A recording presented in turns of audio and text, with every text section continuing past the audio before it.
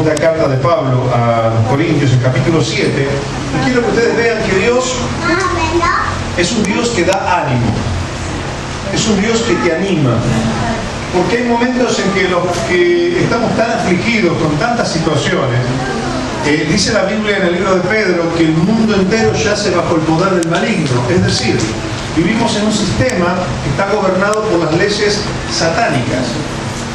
O sea, como veíamos domingos atrás, el milenio todavía no está en pie, es decir, Jesucristo todavía no está reinando sobre la tierra, y hasta que esto acontezca, hasta que Jesús venga por segunda vez, decíamos hace unos domingos atrás, el sistema en que nosotros vivimos es un sistema que está gobernado por los principios, tanto éticos como morales, pero bajo la influencia satánica. Es decir, hoy el mundo no se rige bajo los principios de Dios, sino bajo los principios del diablo.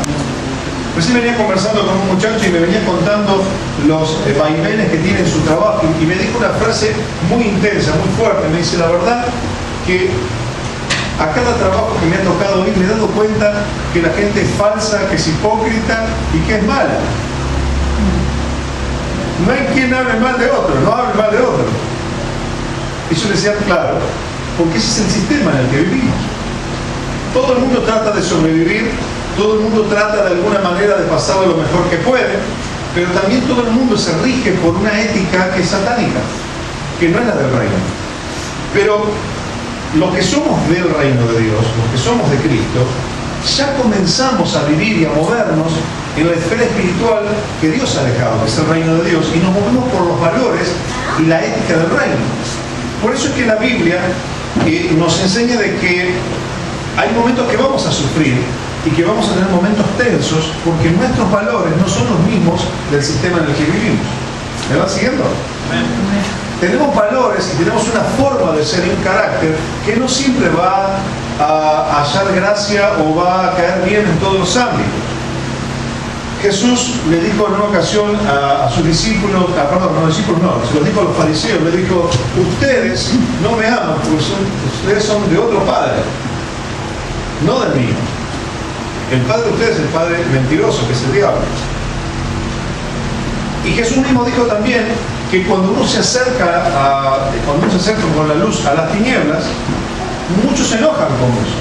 Porque cuando vos andás en luz, cuando vos querés vivir en integridad, cuando vos querés vivir sanamente, querés hacer las cosas bien, el que está en tinieblas y está cerca tuyo se siente incómodo.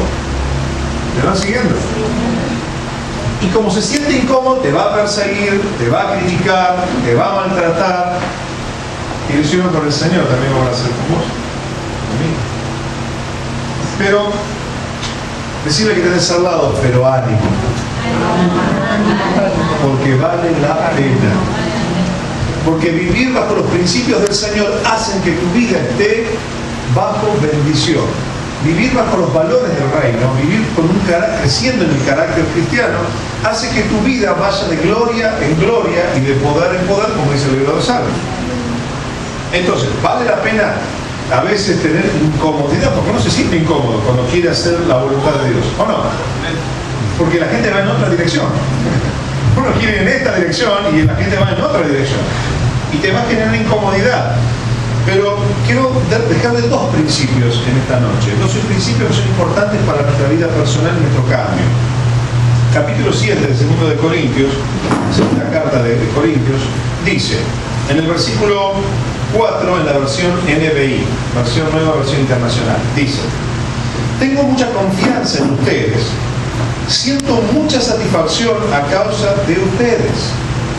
Me siento muy animado en todos nuestros sufrimientos y mi alegría, escuchen esto, y mi alegría no tiene límites. ¿Se lo veo de nuevo? Tengo mucha confianza en ustedes. ¿A quién le hablaba él? A los hermanos de la iglesia, a sus hermanos del reino. Y dice: siento mucha satisfacción a causa de ustedes, porque me siento muy animado en todos mis sufrimientos. ¿La estaba pasando bien, Pablo? Que le escribía. No, la estaba pasando muy mal. Estaba pasando tiempos de sufrimiento, de cárcel, de injusticia inclusive. Sin embargo, miren lo que dice, por causa de la relación o de la asociación que tenía con los hermanos de la iglesia. Dice, mi alegría no tiene límites, en la versión NBI. ¿Por qué él sentía una alegría sin límites? Porque cuando vos te encontrás con gente de paz, cuando vos te encontrás con gente que, a pesar que todavía tiene fallas y todavía tiene debilidades, ¿sí? Porque todos los que estamos aquí tenemos fallas y debilidades, ¿no es así? Mirá lo que tenés al lado y decirle, no te asustes conmigo, todavía soy débil.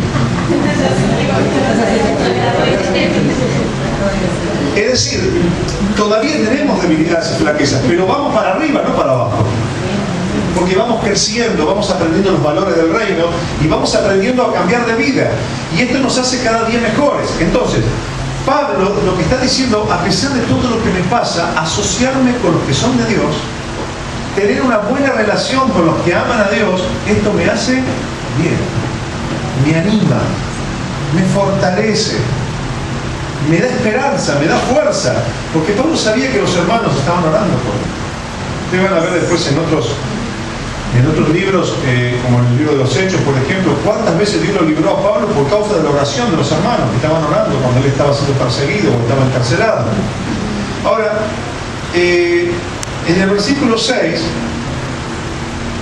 vamos a ir en el 5, dice, cuando llegamos a Macedonia, este cuerpo nuestro no tuvo ningún descanso, o sea que estaba reventado, estaba agotado, sino que nos vimos acosados por todas partes. A veces me sentí así, acosado por todas partes. Estás cansado y encima te hacen la mil y una. Estás que no das más y encima, cuando querés respirar un poco de descanso, te dan por un lado, te dan por el otro, un problema por el otro, otro problema por el otro lado. Y encima llegás a tu casa y te encontrás con esos sobres endemoniados que llegan, ¿no? Que hay que pagar esto, que hay que pagar lo otro, y a veces te cae todo el ánimo un poco que te quedaba. Y dice, acosados por todas partes, conflictos por fuera y temores por dentro. La estaba pasando mal, Pablo. Pero miren lo que dice en el versículo 6. Pero Dios, que consuela a los desanimados, ¿qué es lo que hace Dios?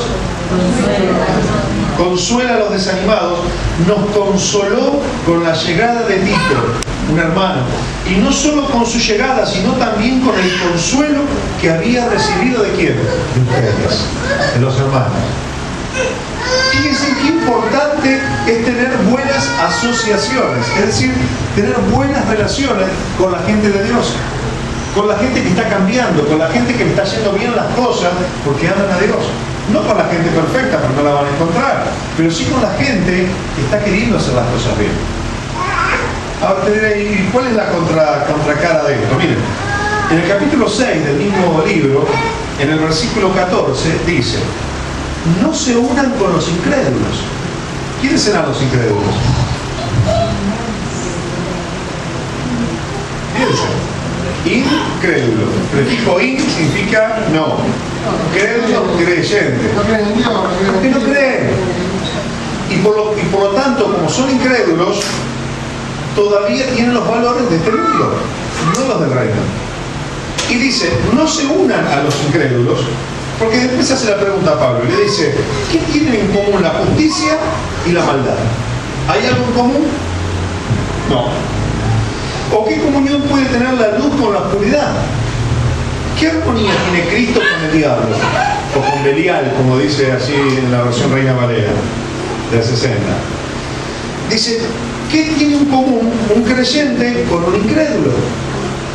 Y la pregunta, estas son preguntas retóricas, ¿no? La respuesta no se la hace en la cabeza. ¿Hay alguna armonía entre Cristo y el diablo? ¿Y entre un creyente y un incrédulo? Ahora, lo que Pablo está intentando decir es que tenés que llevarte mal con todo el mundo y que no tenés que hablar con nadie. Yo me acuerdo que cuando era más chico en la iglesia nos enseñaban de que no tenías que hablar con nadie, porque si vos hablabas con el verdulero te pasaban los demonios, y si hablabas con el panadero te pasaban los diablos que tenía. No, eso no es así. Vos tenés que ser amable con todo el mundo. Dice la Biblia que debemos ejercitar la bondad con los demás y amables con todo el mundo y podemos tener amigos y podemos tener personas con las cuales compartir tiempo, pero cuando se trata de las cuestiones espirituales, cuando se trata de tu corazón, cuando se trata de tu ánimo, el mejor lugar está entre los que creen en Dios. Cuando se trata de levantar tu espíritu, cuando se trata de crecer espiritualmente, cuando se trata de tener un buen consejo, donde lo vas a tener es entre aquellos que creen en Dios. Porque aun si no saben todo, por lo menos tienen la buena intención de querer buscar la voluntad de Dios. Gloria a Dios por eso. Entonces Pablo dice lo siguiente: ¿en qué concuerda el templo de Dios y los ídolos? Porque nosotros somos templo del Dios de viviente. Como Dios ha dicho, viviré con ellos y andaré entre ellos, yo seré su Dios y ellos serán mi pueblo. Dice el versículo 17, por tanto, salgan del medio de ellos y apártense, no toquen nada impuro y yo los recibiré, dice el Señor. Ahora,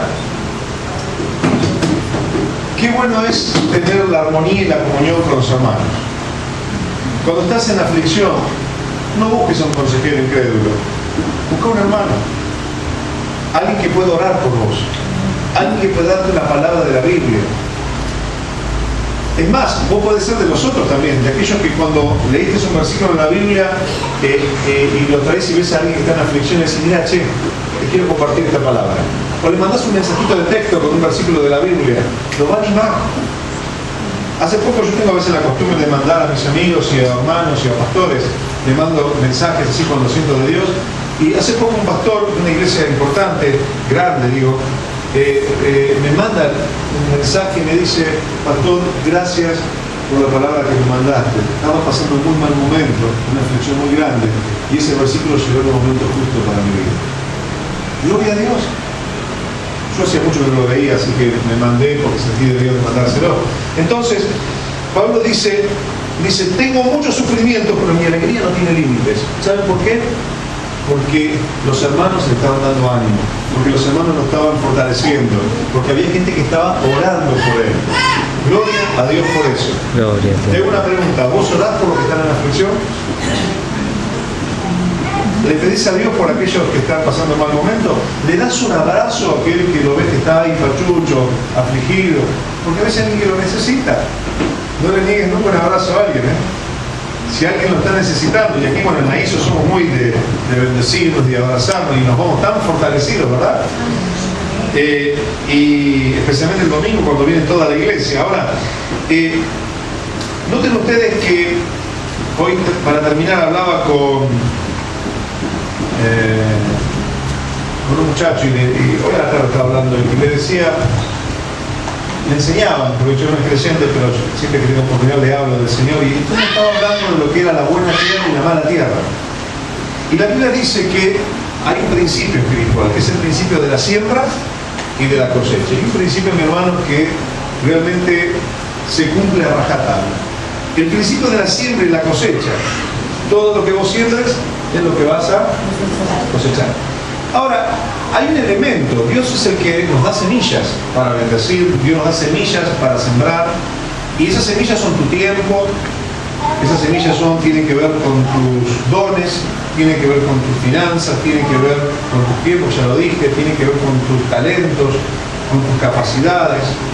Ahora, la pregunta es, si la siembra va a dar mucha cosecha, depende de algo muy importante, que es la tierra en la que vos estás sembrando. ¿Alguien dice amén? Déjenme explicarlo bien. Si vos querés que algo produzca a cientos por mil, como dice la Biblia, no podés solamente asegurarte de que la semilla sea buena, porque vos podés querer sembrar cosas buenas, pero si no sembrás en buena tierra, ¿qué es lo que sucede? No crece. La semilla puede ser buena, pero si la tierra es mala, no va a dar buen fruto. ¿Y qué le quiero decir con esto? Hay gente que es mala tierra y hay gente que es buena tierra. Te lo digo, pero en esta persona yo invertí tiempo, en esta persona yo dediqué atención, en esta persona yo le hice regalo, en esta persona yo la ayudé y de repente me traicionó porque no era buena tierra. Sembraste donde no tenías que sembrar. Por eso Pablo dice, no se unan con los incrédulos, porque no hay comunión la luz con la tiniebla. no se unan con los incrédulos porque no hay comunión, no hay armonía. Entonces, cuando vos sembrás y cuando vos estás dedicando tiempo, esfuerzos y cosas, tenés que no solamente fijarte en la semilla, sino que la tierra sea buena. Hay gente que por más que inviertas, no va a dar buen fruto. Hay gente que le das un buen consejo y lo querés ayudar porque ves que está por meter la pata y después, ¿qué hace? Hace lo que quiere. No es buena tierra. Pero cuando vos sembrás en buena tierra, en gente que es perceptiva, gente que sabe agradecer, gente que es agradecida, gente que sabe valorar lo que vos estás haciendo, esa persona es buena tierra y va a dar mucho fruto.